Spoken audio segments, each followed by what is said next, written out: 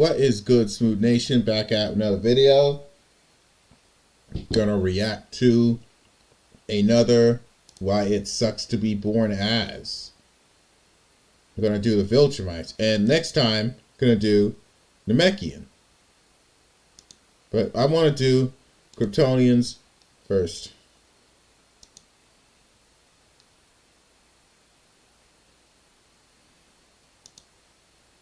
You open your eyes and here you are. I need this to avoid copyright. Surrounded by the hum of machines and the sterile, artificial glow of the Genesis chamber. You weren't born, you were designed. I want y'all to tell me what y'all think below. Kryptonians versus Viltrumites, Kryptonians versus the Saiyans and stuff like that.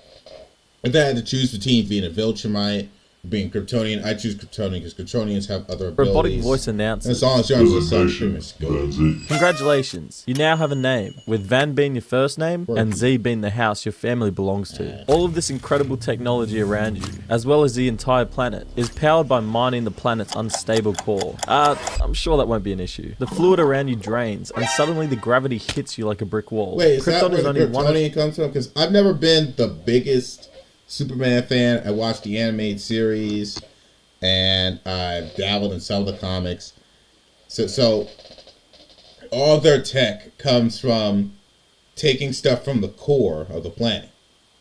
And eventually that causes the planet, that messes the planet up and causes it to explode. That's what led to their downfall in some continuities, from what I understand. 1.5 times larger than Earth, but the gravity is almost 40 times stronger. It's far beyond what your muscles are ready for yet, but you'll get there. To keep the balance in this planet's complex society, every baby is genetically designed to fit into a specific role: leadership, high council, scientific, medical and engineering, arts, design and construction, warrior, security and weapons, labor, services and general assistance, and religious, discipline and ordinance. The government decided... Which one would you be in? I choose the warrior class because that just, you know, I'm kind of built for that.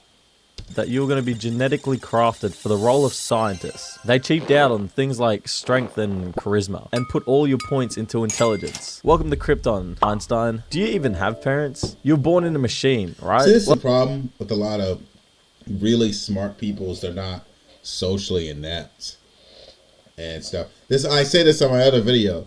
Real intelligence is practical. Someone who's super smart and good with machines and all that, they're often very not socially inept. They don't have that many social skills. And a lot of that intelligence applied to machine doesn't transfer to their day-to-day life. So I always say real intelligence is practical. I say that on my other channel. Well, yes. Even though you're technically designed in a lab, the genetic material to create a Kryptonian child still has to come from 2 individuals. The government's algorithm crunched some numbers and decided it needed someone like you, and selected the 2 people that they would need to combine to create you. Your parents were lucky enough to essentially win the lottery that allows them to reproduce. Wow, how ethical. Now, as a baby, your parents probably won't be the hugging type. You'll likely get a few... People don't just get together, because I remember in the Man of Steel movie, apparently, like, normal reproduction was forbidden or something. They had, like, in a Man of Steel movie, they had to be born in these little test tubes or whatever. But Superman was special because he actually had a natural birth. And it sounded more... Polite nods here and there. Maybe a reserved look of approval when you do something impressive, like solving a problem or stacking blocks in a particularly efficient manner. They're Kryptonian. They're efficient, not affectionate. If I were you, I would cherish that memory, because in terms of love and affection, that's probably the most you're gonna get. Cut them some slack though, because they were also grown in a lab. By the time you're 4, you're in the state-controlled institution for science. Your quote-unquote classroom is a sterile room with holographic projections delivering super advanced sciencey lessons like quantum physics, genetics, and engineering. And how much of that is practical in your day-to-day life? See, this is a lot of problem with a lot of so-called smart people. Their intelligence isn't necessarily practical in day-to-day life. That's why you get the stereotype of the nerd who's also super socially awkward. Yeah, how much of that is practical in day-to-day life? You like that, don't you, you big nerd? Oh, and you... Yeah, see, this is another problem with school. School teaches you all these crazy stuff, but none of that actually transfers into changing a tire. School never taught me how to change a tire. I had to learn that one the hard way. School never taught you anything practical in your day-to-day life. That's why schools, they don't really help. Teacher's an AI robot. Yeah. Getting a human to do a job in fact, at that point, why not just beam it into your head or something? So you just automatically know it. I refuse to believe that the Kryptonians couldn't do this. This would be a waste of time. Pretty much every job here that isn't deemed as super important is taken care of by robots. But oddly enough, you're not encouraged to ask questions. Just solve problems. Every morning begins with rankings, and every lesson ends with scores. It's pretty strict, and there's no room for failure. Also, falling behind means being reassigned to a lower class, or even worse, being assigned an AI tutor who has analysed your every weakness and will make you work until you're perfect. You're surrounded by children your own age, but they aren't your friends, they're competitors, all shooting for the top ranks in their guild. The pressure is mounting, and you're already becoming what Krypton demands. Efficient, logical, and relentless. Now that you're 16, it's time for your rite of proficiency. This is the test that decides if you're worthy of joining the Science Guild, or if all that time the government spent preparing you was just wasted. Remember, you were genetically designed for this, and your whole life has just been training, leading up to this moment. This planet doesn't have any need for plumbers anymore. So if you fail this test, you're probably being sent to the Phantom Zone or something. Yeah, it's best not to think about it. You're led into a vast simulation chamber where an entire planet's energy grid is failing. Your task is to fix it. Good luck. You better lock in, because you don't want to know what happens to little boys like you in the Phantom Zone. Oh, well done. You're a natural. It's like you were born for this, you big nerd. Welcome to the Science Guild, and welcome to adulthood. Take a look in the mirror. See that young face of yours? I hope you like it. Because now that you're in your early 20s, it's not going to change. Kryptonians live for hundreds, or in some cases, thousands of years. So now that you're in your 20s, your aging is going to slow down significantly, leaving you with that exact same look for many, many years to come. You take that baby face of yours and join the workforce, and live a life bound to the pursuit of knowledge. Having a baby face forever. In the laboratories of Kandor to analyze the genetic stability of your people. You know, making sure with all this genetic tinkering that nobody accidentally gets born with two heads. Despite some questionable moral decisions, Krypton is a utopia. There's no poverty because everyone works for the state. There's no war because everyone is united under the same purpose. And there's no crime because no one would dare risk being sentenced to the banishment in the Phantom Zone. The empty dimension where time doesn't pass just for stealing a loaf of bread. Krypton's technological advancements have given them access to things like... Yeah, I'm starting to think that they deserved it at this point, because they're starting to sound messed up. They're not as bad as the villain. Galactic and interdimensional travel. Its people live longer, healthier, and easier lives, and almost every sickness is cured. Unfortunately, this has also resulted in a system where everything comes second to the state. The Kryptonians' need to serve the greater good of the planet has almost wiped out individuality, personal expression, and art, all in the pursuit of progress. You start to notice cracks in the idea of this supposed utopia. Literally, the ground trembles more often these days, and rumors spread through the labs about a possible evacuation plan. But when you ask questions, you're met with silence, or worse, reprimands. Kryptonians don't ask why, they just focus on how. How to sustain the system, how to patch the cracks, how to keep marching forward, without ever considering the idea that one day the march could end. One day, you stumble upon classified data in the archives. The simulations show a 99.8% chance of planetary collapse within the next 5 decades, but the files are buried, labeled as quote-unquote irrelevant. You bring it up to your supervisor, who shrugs and tells you, "That's not your department."